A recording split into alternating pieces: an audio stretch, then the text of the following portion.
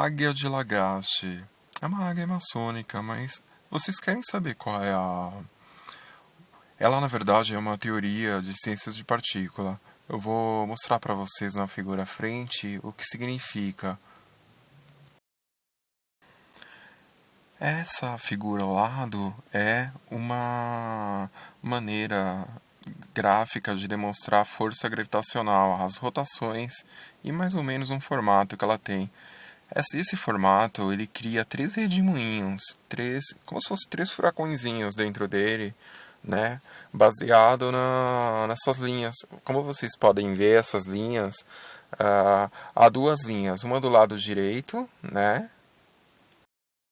Azul, e uma do lado que essa azul ela fica circulando, ela circula os dois lados na verdade, mas ela pertence a um lado que a gente poderia chamar de polaridade positiva.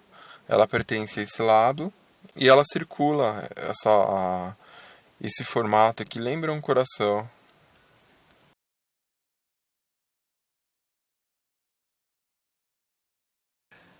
Esse lado vermelho a gente chama de lado negativo, né? Polaridade negativa.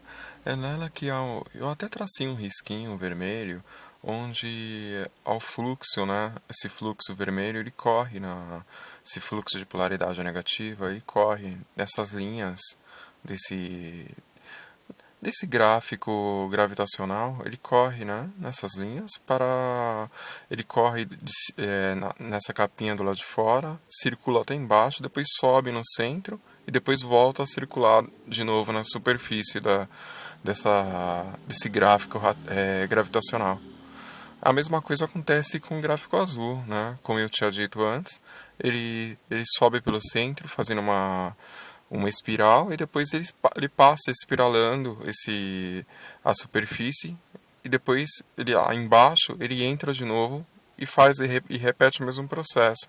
Essas duas linhas, ele tem esse trabalho de fazer esse espiral de subir no centro e depois descer pela superfície, né, criando essa rotação gravitacional, o que cria aquele efeito furacão, aquele efeito tornado, né?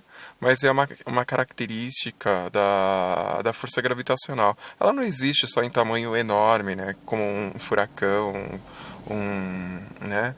Ela existe como se fosse um tornado.